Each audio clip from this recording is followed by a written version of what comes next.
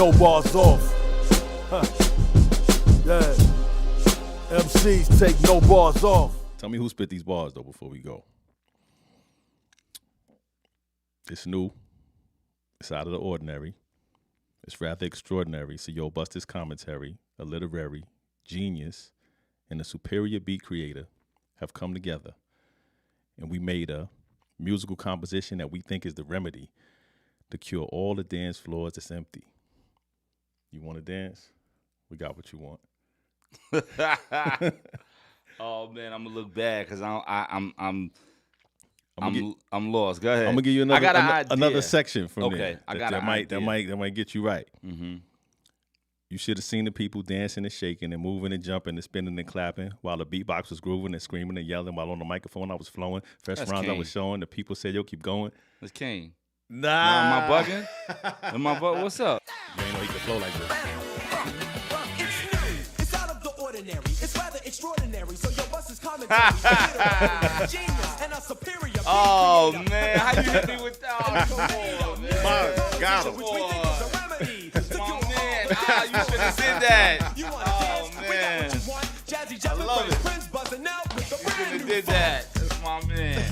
Shout out to my bro Will, my man in real life. Will, man. Yo, why you do that, man? Shout out to Jeff, my man in real life. Shout to Jeff. Damn, man. Shout to Steve. Hey, look, this is why. If it wasn't this, I'd have aced. You gotta hear the flow. It was kind of an accident, the way that it happened. One day I was rapping and on the beat, Jeff was backing me up, and all of a sudden he brought in a cut, and I dropped my microphone and said, "What the? Hold up, Jeff. Wait a minute, play it." He just smiled and said, "Yeah, that's it." It was up. It made me wanna. And we knew almost at once it was a. So we Alright, why you do this to me, man? And you knew it was that when I started to Yo, that flow was hard, man. It's crazy. The flow was crazy. I tried to steal it a few times. I was like, nah, it's too blatant. And memorized it. That Friday we went to the club and out cold tore it up. You should have seen the people dancing and shaking and moving and jumping and spinning and clapping while the beatbox was grooving and screaming and yelling while on the microphone I was flowing. Fresh rhymes I was showing. The people said, "Yo, keep going." So I continue to rock. I ain't want to think of something too before your time, but I was like, nah, this might be perfect. My actual homeboy. Will, you know it's crew love, baby. Word. Jeff, you know it's crew love, baby. Let's get it. Oh, man. You starting like that? All right, man. Come on, B. What's good? No bars off. We are back. Man, y'all know this Boardwalk Brown's not here. I go by the name of Sha Stimuli. Much love to Boardwalk and the fam. Yeah. He'll be back hopefully next episode, man. Yeah. Yo, this show, what we do is we find the essence of the words in hip hop, right? The lyrics, we salute them, we praise them, we big them up, and normally we decide if they are no bars off. We got a yes button, no button right here, but today we know that the bars were not taken off because we got Skyzoo in the building. The real Skyzoo. Yeah. The Mind of a Saint is out right now, the deluxe version. Mm-hmm. We had him on last year celebrating the Mind of a Saint when it originally released. We had the listening event where we were fortunate enough to sit there and like really go through what was happening song by song. It was a great experience. For those of you who are unfamiliar, this man put himself in the mind of Franklin Saint from the Snowfall show. Rest in peace, John Singleton. Yeah. One of the most brilliant shows of our generation. Absolutely. And what you did was something that not many artists can do. You know, when you're portraying a character or you're playing a role, you dove into the mind of this character that the set in the 80s in California. Mm-hmm. You're a guy from Brooklyn, an MC, a writer, a thinker. And what you did was you put yourself in his mind as if he was making music during that time. And you didn't just do the linear, I'm going to rap like Franklin, I'm going to sell this crack, I'm going to sell this coke. You talked about his upbringing, his roots, his inspiration, his fears. Mm-hmm. You painted a wide picture. You even went left into, what can I call it? A what if kind of scenario. If he had ran into Nipsey's dad, and it was there was so much that you did with your pen that was outside of the realm of just an EP about Snowfall or referencing Snowfall, and we want to salute you for that. Thank right? you, man. Appreciate it. And then you waited. Well, you didn't wait, but the last season came out, Right. and you decided that there was more that you had to say, and there was more on the mind of Franklin Saint. The people did. The people decided. Nah, I did too, but Yeah. the people. Yeah, I'm gonna let you finish. No, that's where we are today. Wait, Yeah. You told me you were working on more, and I was like, really? Yeah. And this was, I think, before the season came out that we were talking about you possibly doing more. 'Cause people were asking for it. Yeah. And then the season dropped, and we watched it. Yep. Everybody watched it. If you're not familiar with Snowfall, like I said, it's one of the greatest shows of our generation. Oh yeah, go do that. Hulu it, all that. Go do that now. He put me onto it, and I probably said this last year episode that I had to catch up because I knew the EP was dropping, the album was dropping, and I didn't have much time. So You had to binge it. I binged so much that I was having like nightmares and PTSD and Yo, that happened too. Yeah. I was definitely having dreams where I was there. Like I was having dreams about Mel and Saint and Lee, and that happened. Absolutely, it happened. it was deep. But I have so much respect for the writers of the show and the arc of the show and where that show went. And you wonder like what is an artist gonna do with that? And what you did was it was beautiful art. Thank you, man. That we saluted. And like I was saying, the last season, the final season comes out, and I watch it, and I didn't know it could get darker, right? Right. Yeah. Yeah, absolutely. Like the mind of a saint went really, really deep to a sinner.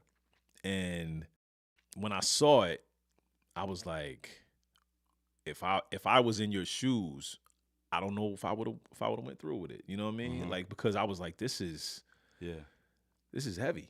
Yeah. It was an obligation, man. First off, I appreciate every single word you said just now, man.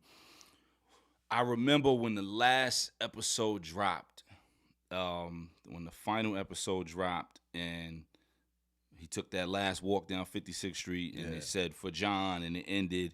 Yo, my notifications was going hammer. Really? It was like, all right, it's time. It's It's on time. you. Like, yo, go. everybody, Twitter, Instagram, Facebook, my notifications went hammer like in real time. Wow. It was like, okay, Saint, your turn. You know what I mean? Like, people started yeah. calling me Saint. It was like, all right, Saint, your turn. Like, let's go. I was like, yo, I gotta write it. You know what I mean? Like, I gotta get the beats and write it and all that. And, but so I say all that to say, like, it was the people that was like, yo, what's up, man? Like, we ready, So I knew when we did the original joint, we was gonna have to circle back around because there was no way we could do this and do seasons 1 through 5, and then they be up on the final season and not do nothing. Granted, if it was like 3, 4, 5 more seasons left, I probably would have left it alone. Yeah. All right, Yeah, you know what I mean? Like, Yeah. I'm not gonna cosplay as Franklin Saint for the rest of my career. You know what I mean? But being that when we did it, we knew there was the final season coming up because they had promoted it and all that. So I had told Joe,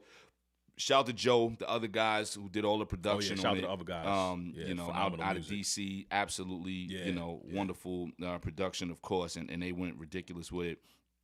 I told Joe, I said, yo, we're gonna have to come back around and do. I thought it would have been like 3 joints. Yeah. I was like, yo, we probably gonna come around and do like 3 or 4 joints, you know what I mean? And it turned into 7.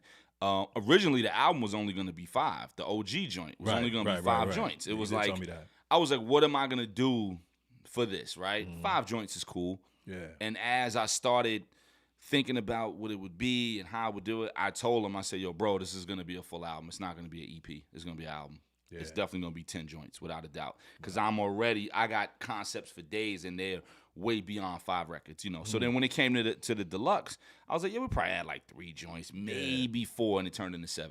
When the whole last season, man, just, what I tell people when they listen to the joint and they break it down as far as the Deluxe and everything, and I'm like, there wasn't one moment in this season, and it's a testament to the writers of the show, and it's a testament to Damson Idris and his incredible acting. There wasn't one moment in this entire season that he smiled. Wow. There wasn't one moment. He had nothing to smile about.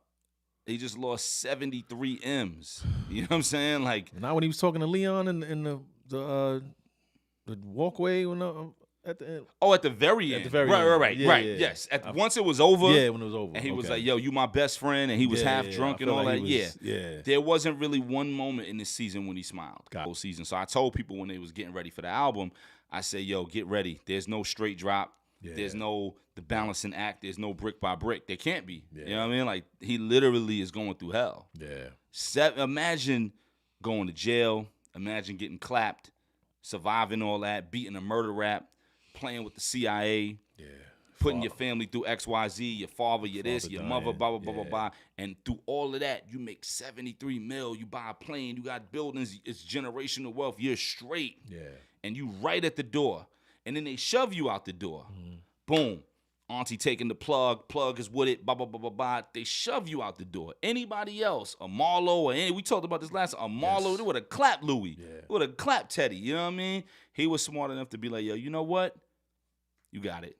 Because with this one, man, it was darker, so I had to go to a darker place. So, like, I would find myself pulling up Google images from the last season, specifically the very last 5 minutes of him with the torn up wife beater and you know, the bloodshot eyes, the sty in his eye and all that in the hair.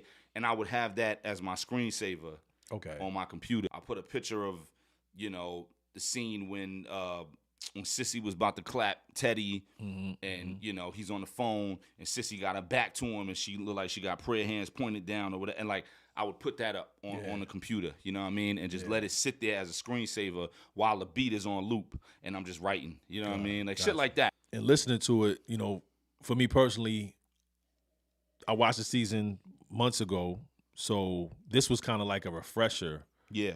And I was like, man, I want to talk to him because I honestly, after watching it, I was like, I don't know if I would watch this again, this season particularly. Okay. You know what I'm saying? Yeah. It was like, it wasn't triggering for me, but it just was, I don't even know, it crossed the line of entertainment to the point where it felt like a documentary. It felt so heavy. You know what I'm saying? Where the other seasons I was like excited to see what happened next. And I don't know if I wanted him to win. I don't know. It's just deep down we did. Yeah, I think that's what it was. Yeah. I knew it wasn't gonna happen. Right. You know what I'm saying? There's no way they could have let it or it would have diminished everything they did the 5 seasons prior. It's like, for everybody who was mad that he ain't ride off in the sunset with 73 mil or even 37 mil where they reversed the numbers, like, nah, like that wasn't going to happen. If it did, it would have been a trash show. You know what I mean? You can't build it this high and then boom. You know what I mean? You don't win 73-9 and lose in the finals. You know what I mean? Then what happens? You go get KD. You know what I'm saying? I got cheated by Marlo's ending was so perfect for the bad guy. You know what I'm saying? Yeah. Like it was a great, and I got spoiled by that. But either way, listening to this, I wanted to talk to you because I was like, man, there's certain things I probably don't remember. You know, kind of like when we did the first one, I was every reference I caught, you know, I was fresh on it. Fresh, it was fresh. So I'm like, all right, now I'm excited to kind of hear your take on it. So I'm gonna get into this joint. Yo, survived every stereotype. Could've died, but I was scared of the lights. So look alive when the fear is in sight. Cause the fact that I even had to survive a stereotype is why I'm here on these heights. And all this talking is just a reminder of who I should have been. I fell knee deep in that batter. And by the looks of it, fiends licking their fingers like Saint. You put your foot in this. My sambas all over their souls. The reaper pushing in. The repercussions offer re-upping. And how they come to you got you facing you like a W. And whether it's Frank Lucas, Frank Matthews, or me in front of you, it seemed to make sense to be frank about what a plug could do. Picture tug of war between the CIA fronting you raw and the Soviets bringing your mother along. KGBs and guns in the drawer. And shit, I'm stuck in a war with by default they both coming along. A far cry from my rookie year calling for coke. Only black boy in the valley, me and Waterhead Bo. So blame the valley for showing me to sneak through the back to a crib out in Encino like Jamaica and Daft. I remember driving through Oakland trying to leave with a stash. It was Kev and Lee in the front, me in the back. One would tear shit apart, one would keep shit intact. Forever my other brother like I'm Felix the Cat. Until my corners applauding how someone like like me, Pop.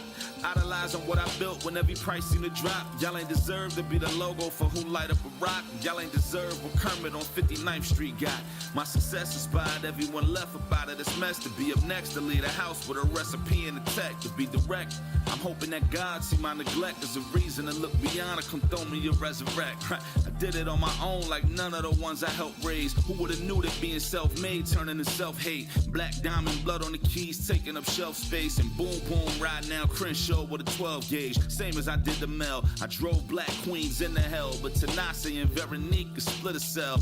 I got a feeling shit ain't what it should be. I tried to duck it, but a mother make us split at the seams. So if I could pick up the jack and call my crib back in 83 and I answer the phone off what I know, I would say to me to still fly through with that bird that Ivy gave to me, but I should make that one sale to Claudia and say peace. Best way to save peace is really just to make peace. Peace with my surroundings like the crown ain't never came to me. Louis might have caught that back when she first called that, but a family tree in the street got me to fuck up off that. The fear of hanging up on myself and trying to call back, I had me in the trunk trying to see if I can afford that. Dial tone echoing, honor roll excellence. God bless the child, but what if God won't let him in? I'm yelling in the phone and telling me to hit rewind like I was yelling in the phone and keep it read the fuck alive. Well, my mama has a shadow over me like son is fine. I just showed you how much more you used to see when you was blind, right?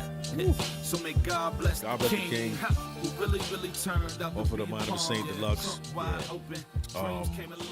The music on that puts you in a zone. It reminds me of like a Spike Lee film, or John Singleton film. Absolutely. Yeah. Just- Absolutely. Just the it sounds like a score, and what you're doing with it is, I mean, it sounds like you're painting a picture with someone's blood. It just it's really capturing the essence of the show. I thought this record stood out, and I told you it was hard to choose because once you put on and you ride out to the Deluxe, it's kind of like it's this melancholy vibe that kind of sits with your soul, and you see everything that you're going through, that Saint is going through. I can feel you as the writer getting into this space, and it has peaks and valleys, but it's such a consistent groove that it was hard for me to say, okay, this one is the one, or this one. Oh is yeah, the and that's the one. way it's supposed to be. You know? know what I mean? Like Yeah. like I tell people all the time, when I break down music to people and take away this album or whatever, just in general, when I break down music to people, I usually use sports or food as the comparison. You know, and a lot of times I go with food, and I'll say, if you go to a restaurant, if I tell you, yo, bro, you go to this restaurant, yo, if you go, you got to get the so and so. That's it. That is amazing. Yeah. That's really the standout joint. Everything else is cool. Yeah. But if I tell you, yo, go to this restaurant, you be like, yo, what should I get? And I say, yo, it don't matter what you get, bro. matter. Get anything. Yeah. Like, it don't matter. You Yeah, can close yeah. your eyes and point. Yeah, chef is crazy. Whatever's on the whole menu is Yeah. bananas. Then you know, yo, that's a stellar standout spot. absolutely. And that's the way it's supposed to be. Like, a lot of people getting called top tier and elite and blah, blah, blah, blah, blah. And like, nah, like that's not it. They got a catalog where you point out that one. Or they got an album where you point out that one joint. Yeah. As opposed to, yo, I don't know, the whole thing, B. The whole, your favorite dish is this. My favorite dish is this. Yeah. Brown favorite dish is this. Damn, that's a nice restaurant. Everybody arguing what's the best joint. True, You know what I mean? So, true. like, that's how it's supposed to be. Yeah, So the fact yeah. that you were hit with that conundrum is what it's about. You know what I mean? Yeah. So you set it off, survived every stereotype. Could have died, but I was scared of the light. So look alive when the fear is in sight. Because the fact that I even had to survive a stereotype is why I'm here on these heights. When you grow up in the hood, whether it's L.A. or Brooklyn or, you know, Detroit or Miami, wherever, it's, yo, you're going to be dead or in jail. And I got friends who was one or the other.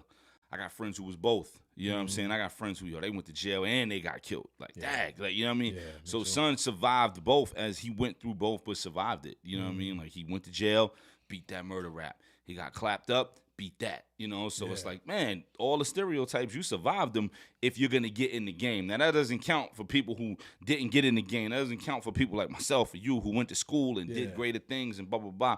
But if you in the game and you decide to jump off the stoop, yo, I'm going to jump off the steps and go get busy, bomb, bomb, bomb. They say, yo, it's one or the other, man, dead or in jail. He survived that. Like, he beat both, right? survived every stereotype, could have died, but I was scared of the lights. Like at that point where it could have been a situation where he succumbed to, I'm succumbing to this situation in jail, or getting hit with all these bullets from Mel and blah blah blah blah blah, and all the things that he went through, and he survived all that. He didn't succumb to all the stuff that was around him. So I could have died, but I was scared of the light. So it's just, that's the poetic and artsy side of like the lights of like when you die, you see the light, they say, and you go to heaven or whatever it is, and you see the light bringing you closer and all that. I took it as the white light, and I saw like siren lights, cop cars, like those two, right? Jail and death. Right. Well, I looked at it. Well, and again, art is the eye of the beholder. When I was thinking of it, I thought of it as God, but then also like the fame, right? Like he was always out of it. Like he was too smart for that. You never saw him in the Benz. You never saw him in the Frank Lucas mink fur and all. You never saw that. Right. He had a members only jacket and some Sambas. Like I said, the Reapers, my Sambas all over their soul, talking about the Adidas. And I see how Adidas is going hard with Sambas right now. It's solely because of Saint. It's solely because of Snowfall. It's not because of me. I gotta check it. It's solely because let's get a check cut. Nah, it's solely because of Snowfall. Like they're literally putting Sambas. You go to Adidas.com, it's the first sneaker you see. Yeah. Like that's solely because of Snowfall. Okay. So shout to that. But he was scared of the light, So look alive when the fear is in sight. Like when fear is coming towards you, the fear of dying, the fear of being in jail, the fear of being afraid of this and that and what can happen in the street. When the fear is coming upon you, look alive, like, yo, man up. You know what I mean? So look alive when the fear is in sight. The fact that I even had to survive a stereotype is why I'm here on these heights. Meaning the fact that I even had to go through this shit as a young black man in America because of what was done to our people. Yeah. Because of this, the way it was laid out, where we would have no opportunity, we would have no chance, we would have no anything, right? Like nothing was given to us and we had no opportunity. Everything was stripped from us. The fact that I even had to survive a stereotype is why I'm here on these heights. Like I shouldn't even have that going through this shit. But the fact that I live in this country is why I had to go through all this shit. That's why I'm up on the spot that I'm at, because I had to work so hard in my dirty way to get this. You know what I mean? And all this talking is just a reminder of who I should have been. I fell knee deep in that batter, and by the looks of it, fiends licking their fingers like, Saint, you put your foot in this. My Sambas all over this soul, talking about the Sambas, the Reaper pushing in. And from here, I thought about all this talking with Saint actually doing music and being this, this orator, this well-spoken MC, right? It's a reminder of who he should have been, going to the schools he went to. But he fell knee-deep into the work and has fiends licking their fingers on that batter. Damn, this is, if you grew up in a certain way, like, his work is good, man. He got the good work. You know what I mean? His work is banging. You put your foot in this shit. It's just like if it was food, you know what I mean? So, and then speaking of foot, my Sambas all over their soul. The Reaper pushing in. So, like, that's just the play on words, the foot, the Samba, the sneakers. And speaking of my foot being in this, my foot is all over your soul. The Reaper pushing, like, I'm pushing your soul in. You know what I mean? Like, you getting high and enjoying my work.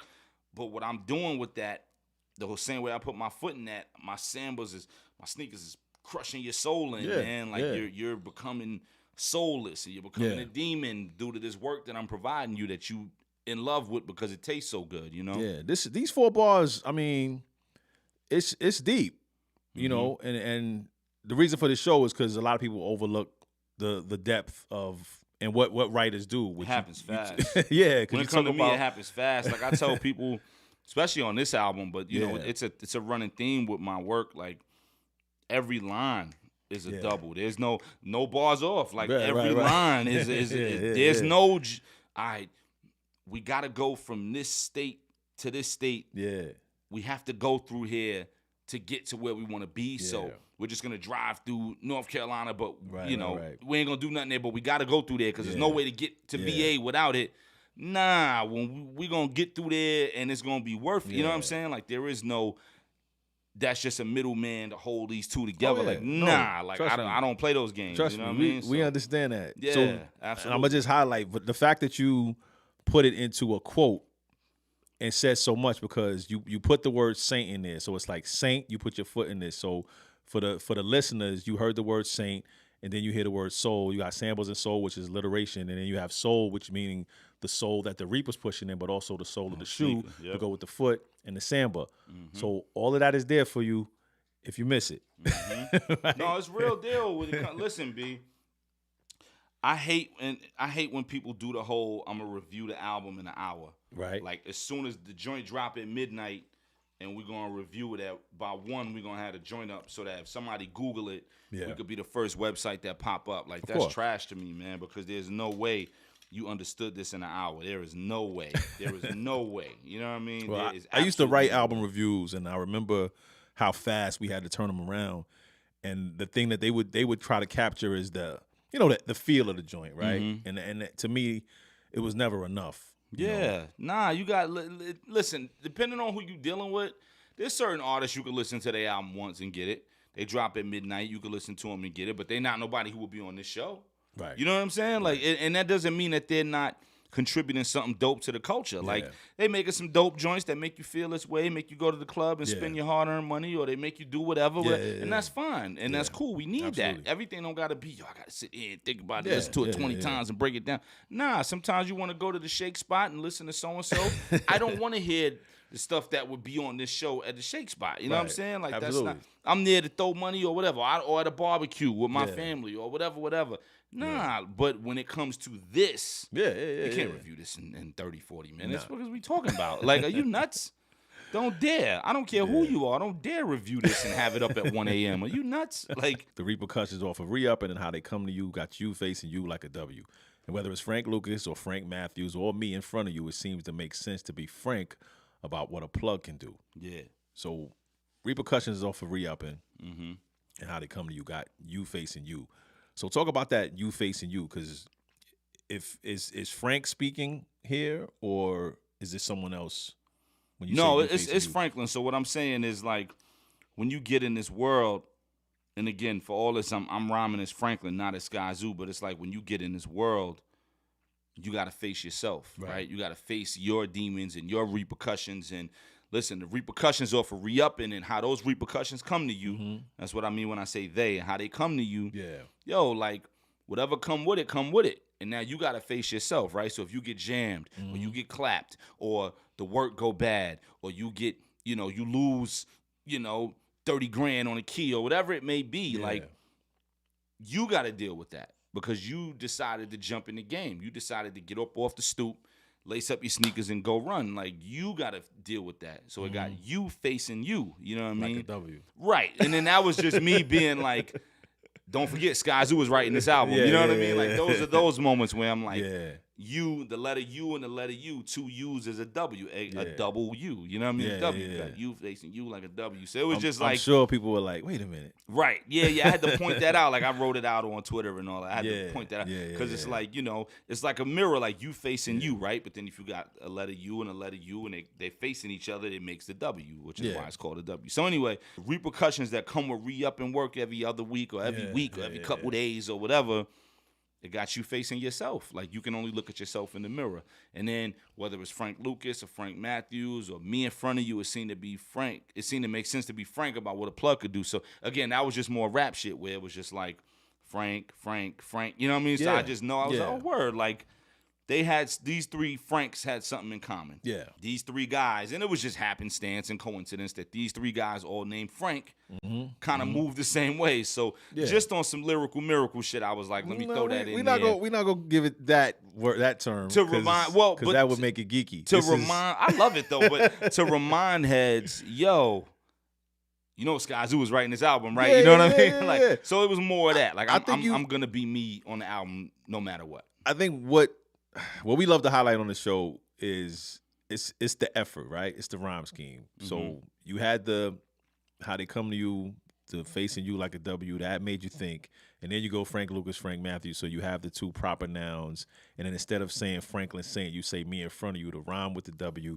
And then you throw back, it seems to make sense to be frank about what a plug can do. And then you rhyme again, so make sure all 4 bars rhyme. Yep.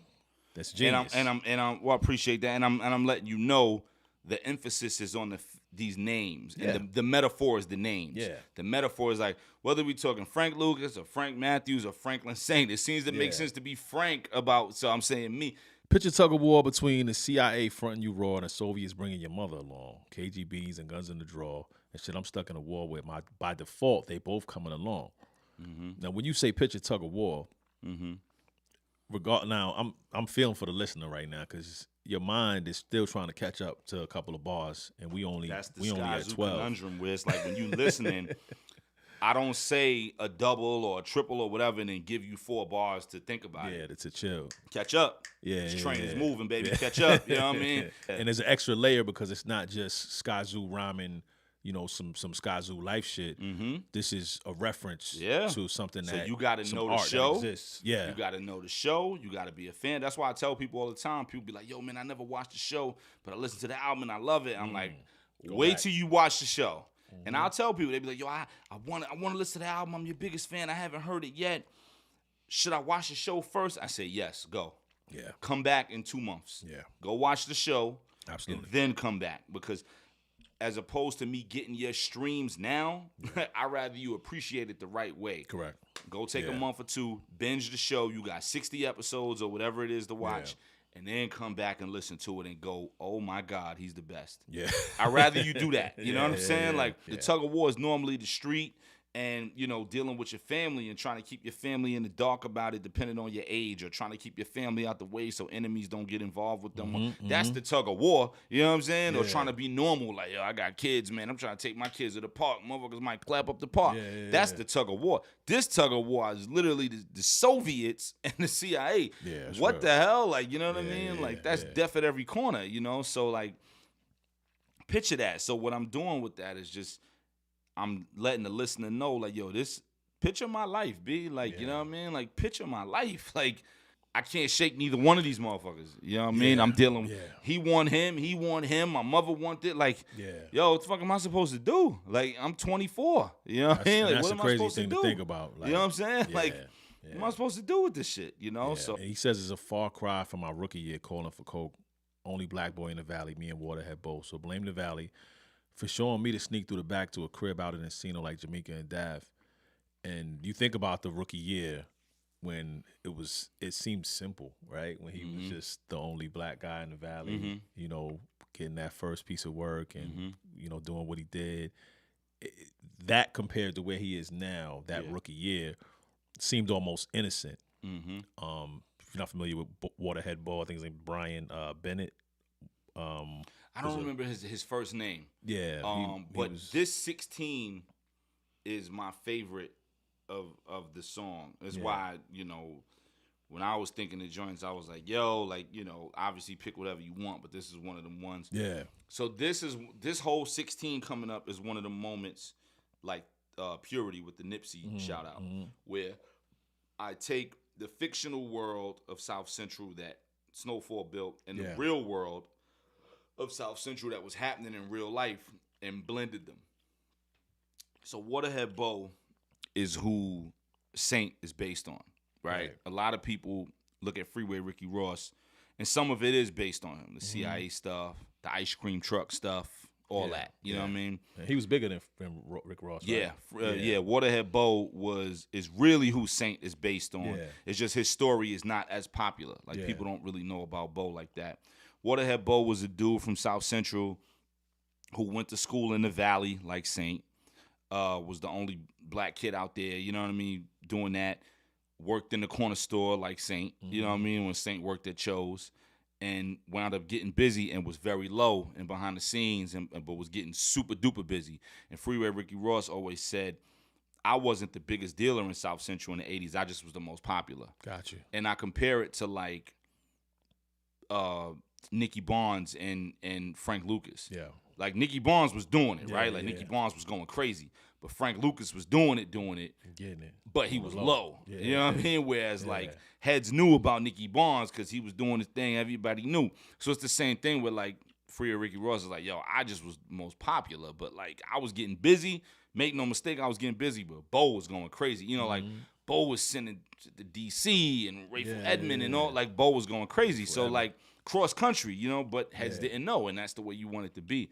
So I wanted to take the real players that was going through that in South Central, that was doing that, everything that they was dealing with and that they was living, and incorporate them in Saint's world because it was the exact same time period. It was the mid 80s, you know. So I made it where it's like they all was playing in the game together. Because if you know the show, Saint wasn't the only dealer. You know what I mean? Right, he brought rock to South Central, but he wasn't the only dealer. It was dealers everywhere. It was dealers all over Compton. It was dealers all over Inglewood. He was dealing with Scully and Manboy and blah, blah, blah, blah, blah, and all this. It was everywhere. You know what I'm saying? So, like, he set the fire. Like, he lit the match. He struck the match, and boom.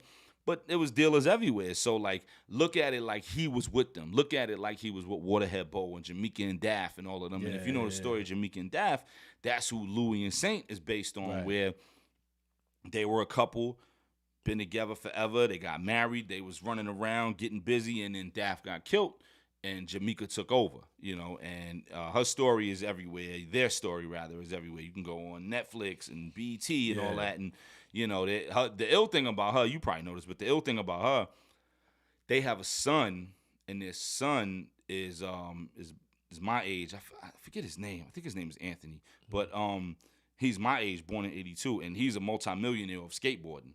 Wow. You know what I mean? Yeah, like it's ill.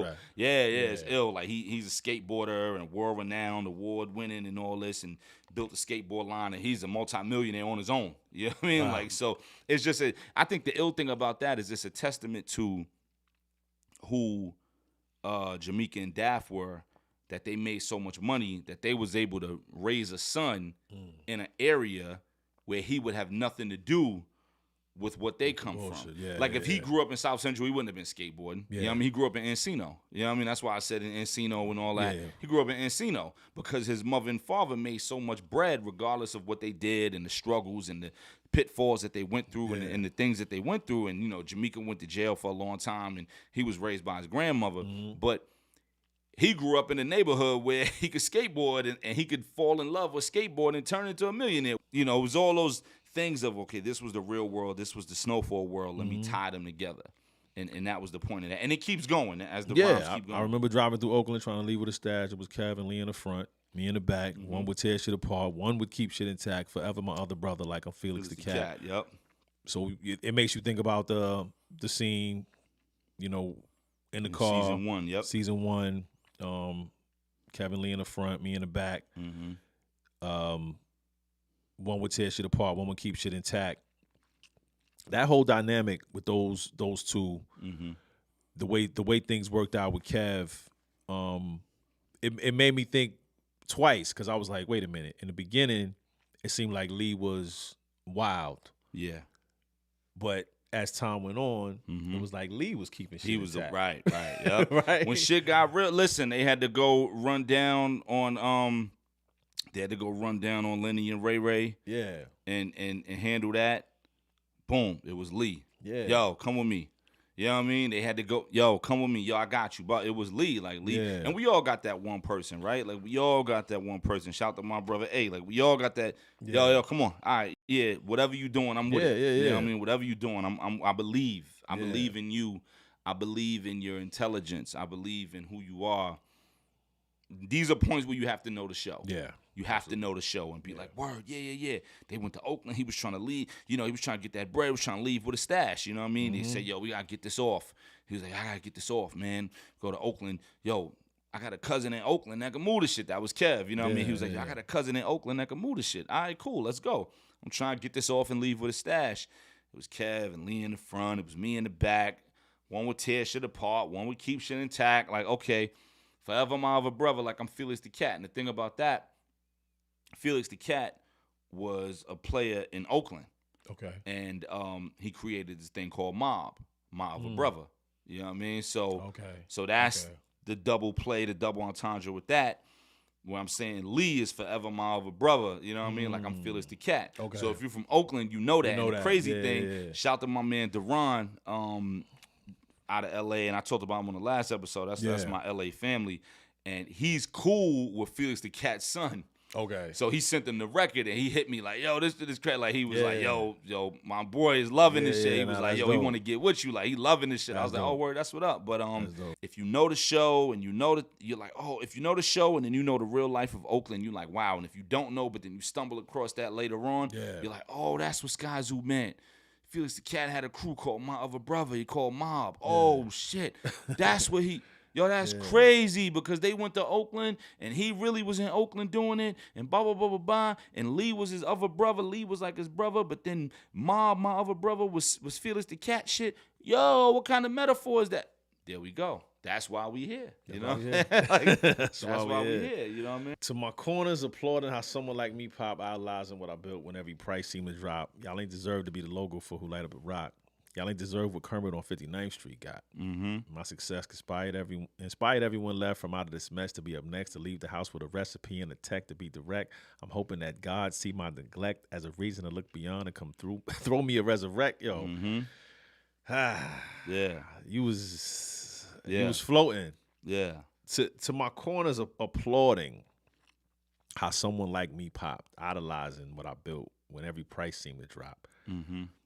I mean, I could see like it sounds like an athlete, you know, getting applauded by the corner. That's how it goes. You know, that's what how I'm it saying? goes. That's how it goes Like, where we from, man. Whether it's New York, L.A., you know, Detroit, D.C., you know, St. Louis, whatever. That's how it goes, man. Like, it always be the ones that come up in the neighborhood, and then we be the ones looking from the bleachers cheering on, like, yeah, look at son. Son got the new joint. Son got the Q45 Infinite. Son got the Jeep with the doors off. Yeah, damn, son doing it. Like, yeah, that's how we grew up, you know? So, like, idolizing what I built when every price seemed to drop. So it's like the irony of I could sell this weight so cheap.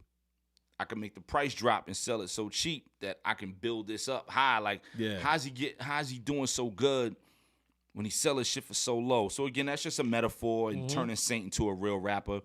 Y'all ain't deserve to be the logo for Who Light Up a Rock. Meaning the neighborhood, the same neighborhood that's applauding me, y'all didn't deserve what I did. Y'all ain't deserve to be the logo. When you think of Who Light Up a Rock, you think of South Central being this fucked up neighborhood. Like, y'all ain't deserve that. Like, I shouldn't have did this to my home, my neighborhood. Y'all ain't deserve to be the logo for Who Light Up a Rock. You know what I mean? And y'all ain't deserve what Kermit on 59th Street got. And Kermit was an NFL player, and he was from 59th Street in South Central, which ironically is 3 blocks from Saint. Saint is 56th Street. If you look up Saint's address, 1127 56th Street. So Kermit in real life was from 59th Street, and that story's crazy. Long story to get into, but he was an NFL player. His mom's, I feel like I know. Yeah, I know his name. mom's and still lived in the same house, and I guess they didn't want to move. And you know how that goes. You know, even though he was doing good, making money in the NFL, they didn't want to leave or want to move or whatever. If I know the story correctly, as far as that detail, and heads ran in there and went crazy and laid out his whole family. You know what I mean? His mom's, his sister, and her 2 sons, so his nephews. They went in there and laid the whole family out on a robbery gone wrong. And there's way more to the story. Like, Google it and read it. Yeah. Kermit Alexander, and read it. And it's just the irony again of that block in real life being 3 blocks away from Saint's fictional home.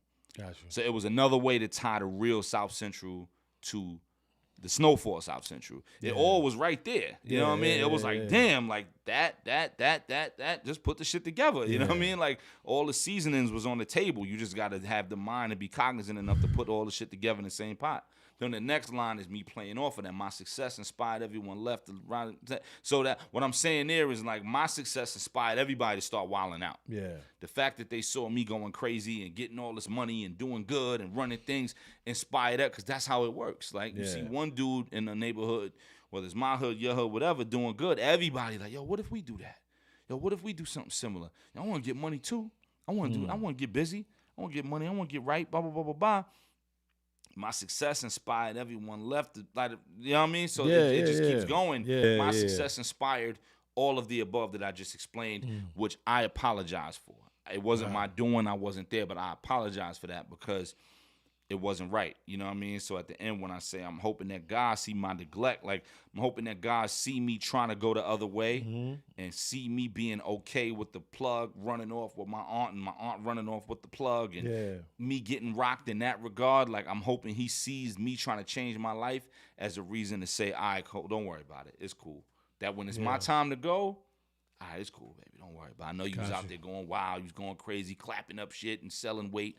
Don't worry about it, baby. Come on here. You know what I mean? That's what I'm saying in that line. I mean, it's so much in these 8 bars, so much Let that him throw me a resurrect. You know what I Yeah, mean? When so it's much that I time to got from resurrect it. us all in the new paradise. Yeah. It throw me one of them resurrects, baby. Like I didn't mean all that. I was Yeah. trying to do the right thing. And God be like, all right, man, come on, Saint, I got you. That's what I'm saying in that. You know. I mean, I got it. It reminded me of Mitch saying how much he loved the game because of the sports reference. I wasn't too familiar with Kermit, but I remembered it being. I didn't know if it was football or basketball, but I was like, this whole applauding. That story's wild. Applauding how someone like me pop just reminded me of sports, and then you throwing the logo in there reminded me of the Jordan logo. But you saying that I'm apologizing to the people that because you didn't deserve to be the logo for someone who likes it. But Y'all didn't deserve to be the Y'all logo. didn't deserve that.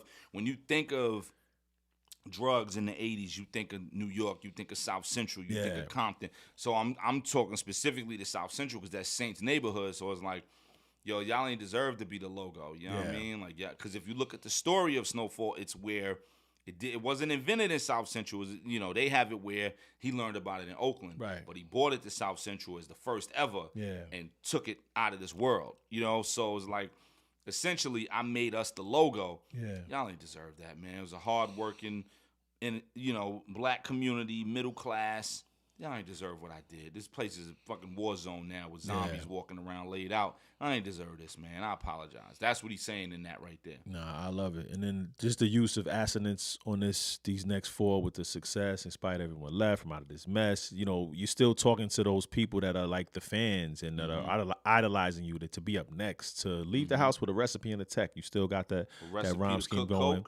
And the tech. 9, yep. And then you say to be direct, I'm hoping that God sees my neglect. And what I got from that was just the neglect things that you missed out on growing up.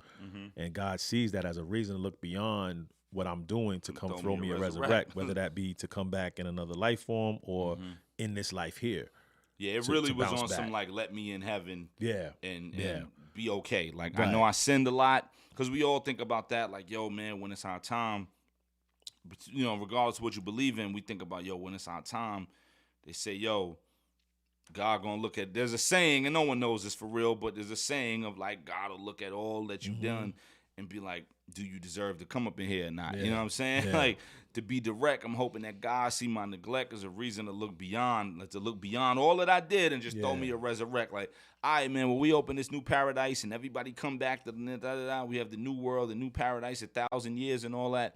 Yo, man, yeah, you good. Come on, man. I know you did a bunch of dirt. You caught bodies and did all. Yeah, come on, man, you good. You know what I mean? That's what I'm saying in that. And this next line tickled me because when you say did it on my own, like none of the ones I helped raise, that's hilarious because you helping raise people who obviously didn't do it on their own. And that, the line speaks for itself. Right. But again, as a listener, you're not even gonna get that. So it's did it on my own, like none of the ones I helped raise who would have knew that being self-made turns into self-hate. Black Diamonds, Blood on the Keys, taking up shelf space and boom, boom, riding down Crenshaw with a 12 gauge. And like I said, that first line, did it on my own, like none of the ones that I helped raise. But who would have knew that being self-made turns into self-hate? And that's in this realm, right? But there are so many realms where that statement can be true. That coming up, doing what you do on your own, grinding, you can still look in the mirror and see whether you've missed out on family love, whether you've hurt people, whether you're doing whatever you're doing to get to that point. Being self-made takes so much sacrifice on any level that it can turn into self-hate. Absolutely, without a doubt. Yeah, in the literal sense and the figurative sense, like you're speaking in the literal sense of like whether you're in music like us or whether you're a chef or whether you're CEO of a company so you're never home with your kids or whatever. Right. And then in the record, in the figurative sense of just like him saying, yo, man, like, I'm self-made, baby. I did it. Look at me. I built this shit. Brick by brick. You know what I mean? Like, he said it. And now I hate myself for what I did. I got nothing to show for it. I'm fighting for what I made. I'm fighting for what I earned. My blood, sweat, and tears. Now I kind of hate. Now he's getting to that point of realization, like, yo, this shit might be over, man. Like, who would have knew that being self-made turned into self-hate? And then Black Diamond, Blood on the Keys, you know, to my Black Diamond, and when she got killed in the first episode of season 6 and all that. Yeah. And then the Diamond, the Blood Diamond, so that was kind of a play on that. You know, Black Diamond, Blood on the Keys, taking up shelf space, because at the end of the day, like, you know, she was going to drop that weight off to Big D, and Rome intercepted it because he knew what the play was, and blah, blah, blah, blah, and he put hands and feet on her and took her out. So now her blood is on that. Like, yo, that blood is on your hands. Like, her blood is on those keys, you know what I mean? So, like, Black Diamond, Blood on the Keys, taking up shelf space. These keys that I got on the shelf, you know, when he in that garage or that warehouse with Veronique that no one knew about. Yeah, with all the work. He got the keys, and he was trying to bounce back. He had $3 million in keys and blah, blah, blah, blah. You know, her blood is on that. That's on you, bro. You know what I mean? That's on you. You sent her on that ride, her and Dallas by themselves. That blood is on your hands. That blood is on your keys. You know what I mean? So Black Diamond, Blood on the Keys, taking up shelf space, and Boom Boom riding down Crenshaw with a 12 gauge. That's me going back to the real life South Central. Boom Boom was a hitter out there in South Central in the 80s, and that's who Black Diamond and Dallas is based on. Gotcha. She was a female hitter. You know what I mean? So just little nuggets. If you're not from there, you won't know. I'm not from there, so I didn't know, but just me knowing the history of what was going on, me researching, me coming across certain things, me reading certain things, me knowing about things from back then. My man Duran was throwing me a lot of little nuggets. You know what I'm saying? Like, there's a moment where I say, off topic, off record, off this record, when I say on Give You Anything, when I say eyes low behind a pair of Lokes, my man Duran was like, yo, you gotta shout out Lokes on the deluxe version. And I was like, what's that? He was like, yo, those are shades. He was like, those are specific shades Heads was wearing in the 80s in L.A. I wouldn't have known that. Exactly. We from Brooklyn, you know what I mean? So he was like, when I was working on the deluxe, he had texted me like, yo, you got to shout out Lokes, bro. They'll go crazy on that. I was like, okay. So, you know, so I threw that on there. And then when it dropped, he texted me like, yo, you threw it in there. I was like, like, you gave me the alley-oop. You know what I mean? Like, you know, eyes low behind a pair of Lokes, feeling blue. So the Loke and the blue, that was just a play on words. But because let's make no mistake, and let's be clear on the show, none of this is glorifying anything. Gotcha. Right? The show doesn't glorify it. The album ain't glorifying it. We not glorifying it. Like, none of that is what it is. Everybody who was involved in that has done their best, if they're still alive and free, to reroute that, right? Like, people be like, damn, what happened to Waterhead Bo? Well, you know, the story of Waterhead Bo is that now he's like a youth counselor in South Central. You know what I mean? Like, he went to jail, did time, got his money, blah, blah, blah. And when he got free, he became a youth counselor. You know, Jamaica with Jamaica and Dav, she's a preacher now. You know what I mean? Like, literally as a congregation. Like, she's a preacher. Yeah, so that was, you know, Boom Boom riding down Crenshaw with a 12 gauge. Like, damn, look what I did. I got these young, beautiful black girls riding around the street with hammers out the window, blasting at the houses. And, yo, what did I do out here? What did I do? And like, you this is consider realization. You consider that worse than what I did to Mel, right? I drove Black Queens into hell, but Tanasi and Veronique can split herself. You know, it's like, I tore down their lives. I tore down Mel life. I tore down Veronique life. Like, look at all these Tanase, look at all these black women lives who I tore down. You know what I mean? Like, that's what he's saying there. Like, but with those two, I feel like the remorse is not 100%, right? Tanase and Veronique. Because you said they could split not at herself. all. Not at all. Yeah, because if you know the story, you know, Tanase tried to get him hemmed for $100,000. Right. You know, and Veronique, at this point, the dirt hasn't happened with her yet. Okay. But he's getting inklings of it. Got you. Like, this shit don't seem right. You know what I mean? Like, her mom's is iffy. She funny style. You know, I'm seeing little things. I grabbed her by the neck. You know what I'm saying? Like, yo, don't play with me behind my back. You know, so now I'm just like, yo, man, because you got to think the album is in chronological order of the episodes and, like, what's happened. You know what I mean? So at this point in the story, he's having his reservations and doubts about Veronique's character. Okay. I mean, you got to think, you know, in season 5, she shut it down on some, like, yo, was it season 5? I think when she was like, yo, like, I don't want to, like, I'm good.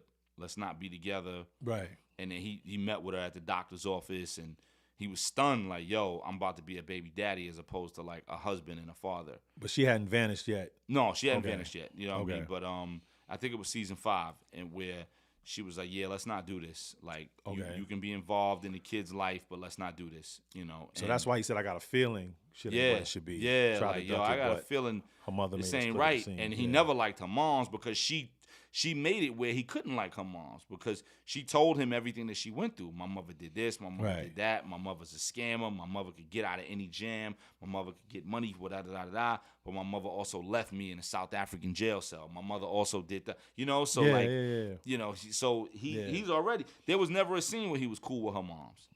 I feel like this verse has so many layers, so many different literary terms, literary styles are used. This was a moment for me because it actually just made you think and made you visualize the soul. So if I could pick up the jack and call my crib back in 83 and I answer the phone of what I know, I would say to me to still fly through with that bird that Avi gave to me, but I should make that one sale to Claudia and say peace. Mm-hmm. And, you know, you think about kind of putting yourself as the young guy in that mode in 83, you know, selling that first bird. I feel like us being educated, we would probably tell ourselves, as I'm watching the show, I'd be like, yo, I would just do that, get that money and bounce. Yep. But then you think about how gradually he got into it, right? And what the one thing led to the next thing, and you're like, I don't know. You always think of, like, when you see these stories, it's easy to be on the other side and sitting on the couch and be like, yo. Like, you always see the real life stories of, like, the real life, you know, Freeway Ricky Ross and, you know, Rich and AZ and them and, you know, Calvin Klein and, you know, all the guys, Rayful Edmonds and all of them. Yeah. And you'd be like, yo, they made $300 million? I would have stopped at $20 million. Right? You know what I mean? Like, that's how you think. You know, but they always say, when you in it, it becomes a high. And like Jay's talked about it, you know, it's real. Being just as addicted as the fiends and all the stuff he said, you know, the same high as, you know, who's really addicted, me or the user. I'm paraphrasing, but that's kind of shit Jay would say. It's real. And it's like, me and the willpower I have, I know personally I wouldn't have been with none of that. I'd have probably came up on an M and got out. You know what I mean? Especially when it comes to taking a life. I think absolutely. To me that's probably and playing where, with your own life. Yeah, I wouldn't be able to sleep. Yeah, playing with your own life and facing jail and all that. It would have been like, yo, we got away all this time. Yeah. We made 10 M's. I'm done. Yeah. I'm done. I'm out. Yeah. I'm going to go open a couple laundromats, barbershops, put half this in the bank, nobody knows, and I'm chilling. Yeah. And then you'll see somebody who made 300 M's and be like, good. Congratulations. Bravo. And then when they fall, like, God damn, I knew it, baby. That's why I got out 295 M's ago, baby. You know what I mean? Like, you know, but, you know, we always have those moments, whether you're in the game or not. I mean, just in real life, people always say, what would you tell your younger self? Of course. So that was what that moment was. Yeah. So if I could pick up the jack and call my crib back in 83 and I answer the phone off what I know. So now as a listener, you really got to listen. Yeah, of course. I'm saying, and I answer the phone off what I know I would say to me. And you'd be like, wait, what the fuck is he talking about? Like, wait, what? Who answered the phone? What? Yeah. If I could pick up the jack and call my crib back in 83 and I answer the phone off what I know I would say to me, to still fly through with that bird that Ivy gave to me, but I would make that one sale of Claudia and say peace. And I'm like, now you got to really know the show. Yeah. Who the fuck is he talking about? Blah, blah, blah. Yo, 12 grand, blah, blah, blah, blah, boom, boom, made it. All right, cool. Made a little money. 12 grand ain't nothing crazy. Made a little money, cool. You know, help moms with some bills a little bit, blah, blah, blah, blah, and call it a day. Yeah. And keep going. You know what I'm saying? But best way to say peace is really just to say, best way to save peace is really just to say peace. Like, best way to save your peace and serenity and your peace of mind is just say peace to the shit. Like, leave it alone, you know? Peace to my surroundings and the crown that never came to me, meaning, like, make peace with the fact that this is where you live. Make peace with the fact that your mom's got to go to work every day. Make peace with the fact that all of this is your life, but it's not the end of your road. Yeah. And it's not as bad as you think it is, right? Things will be cool. You can get out of this. You can go about this another way. Best way to save peace, your peace of mind, is really just to make peace. Peace with my surroundings and the crown that never came to me. Peace with knowing I could be a king in this world. I could be this. I could be that. But it's cool. I don't need that crown. Yeah. You know what I'm saying? So Louis might have caught that back when she first caught that. But a family tree in the street got me to fuck up off that. So now, again, you got to really know the show. That episode when Louis was like, yo, if you smart, you know what I mean? And I started the album with it at the end of Eminent Domain where it's like, yo, you smart, you would make this deal, introduce Avi to Claudia, and step away. Step away, yeah. He's like, I do that, I get nothing. You know what I'm saying? But like, she saw it. Yeah. She was like, yo, called if you it. smart, do this. Yeah. And then you know the scene where he's looking out the window and they driving home and he sees Alton in the street. You know what I'm saying? Like he sees that. That was the scene where we knew, okay, something else is up with his father, his family, whatever, because we saw them driving and Alton was walking down the street, laying in the street as a drunk, homeless bum. Yeah. And she's like, you want to say something? And he's like, no. You know what I mean? She's like, you want me to pull over when we stop? He's like, no. So family tree in the street. So a family tree in the street got me to fuck up off that. It got me that idea of making this introduction of Claudia and Avi and stepping out the way. When I saw Alton laying in the street, I said, nah, I'm not doing that. I'm getting That's mine. interesting. You know what I mean? I'm getting mine, baby. I didn't get the Alton reference. I thought it was more. I thought it was more Rome being in the street because that's family. But that's dope. Again, art and the eye of the beholder. But the whole thing was like he saw that scene where Louis, right when Louis called that out, Louis was like, yo, like, chill. Louis might have caught that back when she first called that. And that same car ride when she said that is he was leaning on the window like this. And he saw him. And then she saw him and she was like, yo, you want me to pull over? You want me to let you say hi to your daddy? He was like, no. And he kind of snapped. And he was like, you know, no. Like, I forgot what he said, but he snapped at her. He was like, nah, drive the car. Like, go the fuck home. Like, you know what I mean? Like, fear of hanging up on myself and trying to call back will have me in the trunk trying to see if I can afford that. Dial tone echoing, honor roll, excellence, God bless the child, but what if God won't let him in? Another reference to the holy gates. But the fear of hanging up on myself, this is where the listener is probably like, okay, you called yourself with the knowledge that you have today on the phone back in 83, letting them know, get away from it. But now there's fear of the younger receiver Franklin of not the listening. call hanging up on Like, get the fuck himself. out of here, B. Exactly. right? And trying to call back. So now the older version is calling back. And that will have me in the trunk trying to see if I can afford that. Right. That is, I mean, the imagery, the vision, it's epic. It's epic genius. And then you hear the dial tone echoing. This is just a really poetic moment that you've concocted here for the listener. And then you go into this honor roll excellence, which talk about that transition, because I want the listeners to gather where you're going before you talk about God blessing the child. Yeah, it's, you know, you called the first part out, you know, where it's like, if they always say if you could, it's like the most asked question ever in life, right? It's like, yo, if you go back in time, what would you tell your younger self? But would your younger self listen? Like, if I could go back to me at 15 and be like, yo, bro, boom, boom, boom, like, I might be like, get the fuck out of here. What you talking about, B? It's 97. I'm chilling. What you talking about, bro? You know what I mean? Like, would you really listen? Like, you, right. If you could go back to that guy and say, yo, boom, boom, boom, this is what it is. But if you do this, it'll go this way or that way, whatever it might be. Would you get the fuck out of here? Who are you? You know what I mean? Like, so just because you could go back in time to your younger self doesn't mean your younger self will take heed to you. Yeah. So that's what I meant on that, right? Like, the fear of hanging up on myself and trying to call back would have me in the trunk trying to see if I can afford that. Like, I got all the money in the world, but can I afford to go back and be able to be like, nah, chill. Yo, listen. Yo, trust me. You know, so again, it just becomes a more poetic thing. You know, dial tone echoing. Like, I tried to call the younger me back, and he ain't pick up. It's dial tone. Like, that's dude. Like, you know what I'm saying? I tried to call my younger self back. Dial tone echoing, honor roll excellence. Like, yo, he's so smart. He know everything, right? Like, he's an honor roll kid. He went to school in the Valley. He know everything, you know. God bless the child. Like, God, please, just take care of younger me, man. Please take care of him, man. Like, I'm trying to call him back. I'm trying to tell him, you know, what he should be doing and what's waiting for him if he makes a left versus a right or whatever. Just take care of him. God bless the child. But what if God won't let him in? What if God is like, nah, look what he about to become. He about to become you.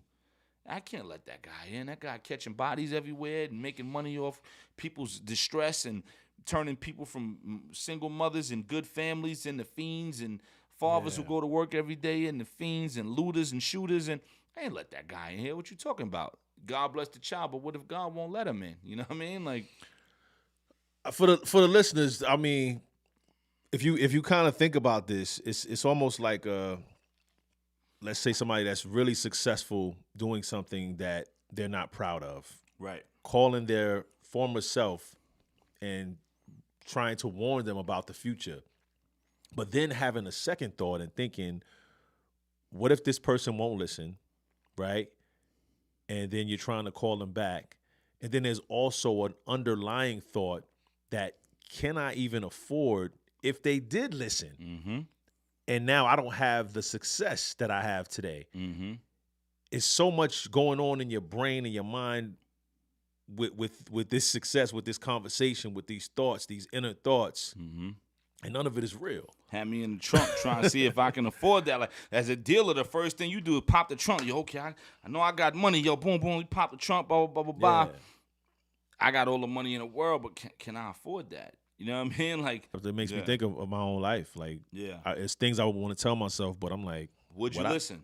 Would I have this house if I? You know what I'm saying? Like, Everything happens for a reason. Like, I know there's things that I would go back and tell me, but would I listen? Like, you know, like nobody ever asked that question. Everybody says, yo, if you go back in time, what would you tell yourself? Yeah. Awesome.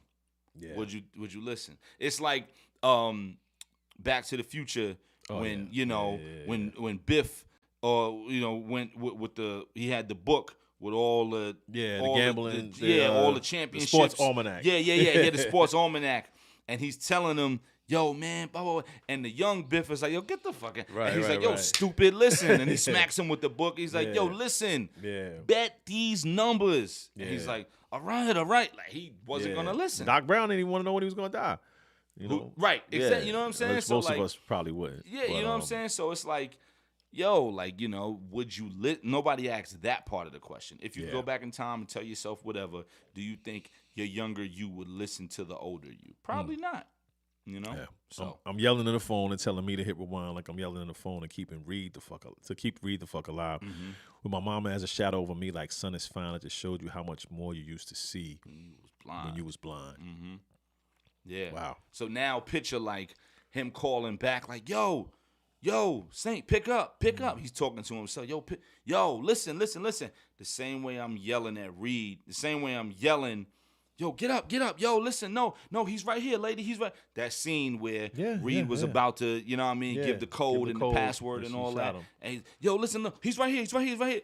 That same energy, that same angst and intention and all that and aggression and, oh my God, I gotta get this through. I gotta get this call through. That same thing, using that as a metaphor for how he's yelling in the phone at his younger self. Like, pick up the phone, bro. I'm trying to help. I'm trying to school you. Pick up the same thing, you know. And then I'm describing the whole scene of how it went down with my mama. Like, yo, son, it's fine. I just showed you how much more you used to see when you was blind. Like, when you was blind to all of this shit. Yeah. You could see so much clearer. Yeah. You could see the world so much clearer. You was an awesome kid. Your girlfriend was next door. You was chilling. You was going to school, working at shows, doing your thing, building on whatever you was going to build on. We didn't have money, but you was building, and you could have became something else. So his mom's was behind him. She clapped Teddy, and she's like, I did this for you. And it came out in episode 10 where, with Lee, and Lee was like, yo, man, like, she did that shit for you, man. Like, I just showed you how much more you used to see when you was blind, you know? All right. Oh, man, God bless the freaking king, man. Who really, really turned out to be a pawn. Turned out to be a pawn. This was just some brilliant writing, some brilliant imagery. Thank you, man. I know, like, on the last episode we bounced around a little bit, but on Recipe for Desire, I know Joe was like, yo, one of my favorite lines on the album was when you said, sometimes you got to sneak into the forum on the side and remind the corner why they put your jersey in the sky. You know what I mean? And what I'm saying on that, because that record was about him coming back to the street, when he was helping Kane and was like, yo, I'm going to clean your shit up, blah, blah, blah, blah, blah. And he was getting back to who he was in season 1 and 2. Like, Yeah. all right, man, I've been this $73 million guy owning planes, teaching myself how to fly a plane and owning buildings and properties in downtown LA and blah, blah, blah, blah, blah. Yo, man, roll up my motherfucking sleeve, show you how to cook. Yeah, You know what I yeah, mean? Like, dope. let me get back to the street. You know what I mean? And put Todd face in the grill, cooked in. You know what I mean? Like all that, and like let me show y'all how to do it. So with that's why I said sometimes you gotta sneak into the forum on the side. You're not letting them know blatantly. Yo, I'm back. I'm here. I'm in. You got. And I said the forum because the forum was the Staples Center back then. You know what I'm saying? In L.A. and the Lakers and all that. Yeah, sometimes you got to sneak into the forum on the side and remind the corner why they put your jersey in the sky. You know what I mean? Sometimes I got to remind y'all, yo, don't get it twisted. Just because I only move wholesale product weight, I'm the one who showed y'all how to. Don't get it twisted, baby. Like, I'm the one who showed y'all how to cook. You know what I mean? I'm the one who showed y'all how to put this in here, add this, add that, let it sit there for X amount of minutes, turn it down, drain it out, let it dry, let it cool off, get a razor, chop it up, certain sizes, put it in 12-12s and 10-10s and go crazy. You know what I mean? Like, I'm the one who showed y'all how to do all that. Yeah, I'm the one who showed y'all how to do all that. Don't get it twisted. There's a reason why my jersey is in the sky and the rafters, So when you do all that poetically and lyrically and all that, there is a difference. Yeah. Between nice and elite, you know what I mean? I like to just make sure that those grounds are where they need to be. Oh, the Mind of a Saint, it's everywhere. Everywhere, go get it. Go get it. Go check it out. Shout out to all the people who have been, and please don't lose your thought because I don't want you to lose it. We good. Shout out to all the people that have been going crazy, man. The comments, the DMs, the responses, the replies, the whatever have been incredible. I'm humbled. I'm honored. As much as I could sit here and talk about nice and elite and shit on motherfuckers who don't deserve to be called elite, I'll do that all day. But more importantly, I want to shout out the people who love the record and the fans of who it's about, the people of who it's about. I want to shout out the people who have just been absolutely loving the record. And I'm humbled by y'all. I may not be humbled with other rappers running around thinking they nicer than they are, but I am extremely humble to my fam and my supporters and my fans and my people. So shout to all of y'all, man, who have been showing so much love to the record. When I make music and when I write, I hope that y'all get it. And when y'all speak the way y'all have been speaking, it shows me that y'all get it. And it's an honor and a privilege, man. It truly is an honor and a privilege to be able to serve y'all with this music and this poetry. Yeah, it's been a hell of a ride, man. I'm humbled every time. Every time I see a comment, as much as I may go at other whatever, other rappers and shit, but like, I'm humbled, every time somebody says, yo, bro, I don't know what the hell was happening when you did this, but this shit is it. This shit is amazing. This shit is, yo, you the best. You got it. You didn't won. You got it. I'm humbled, man. I don't be like, yeah, I know. Fuck out of here. Like, no. Like, I don't play those games. I'm very humbled. I got you. That's why they love you. Yeah, I'm very humbled and esteemed by it all, man. It's truly art, man. Like, I'm not gonna hold you. Like, it's truly art. And again, I gotta shout out, everybody, behind the scenes at Snowfall. Yeah. This was done on my own with me and Joe, and me and the other guys, and Damson shouted out the record, last year in Rolling Stone, and Gail Bean, who plays Wanda, has been showing a lot of love. Shout out to Isaiah John, who's hanging out with my son Miles at my man Seven's birthday party, man. So there's been little ways of being infiltrated in, and mainly shout to my man Trevor Ingleson, one of the executive producers of the show, who showed so much love, man. The day of the Deluxe, I hit him. I was like, yo, bro, check out the Deluxe, boom, boom, boom. And like 20 minutes later, he hit me back. He was like, yo, I sent it to the whole cast. You know what I mean? So like, it's, shout to my man Trees. Like, yo, I sent it to everybody. Everybody got it. You know what I mean? See, I'm very much about what is left behind. Yeah. I'm very much about heads being able to say, yo, when he did what he did it the right way. And if I'm gone, whenever that is, God forbid, anytime soon, yo, when he did it the right way, right? And like the music and what I'm saying and how I go about it, I don't like when people leave the art behind that creates destruction and creates and inspires people to go down a certain path. And I think Snowfall is a perfect example of you can get that off while sending a message. Right.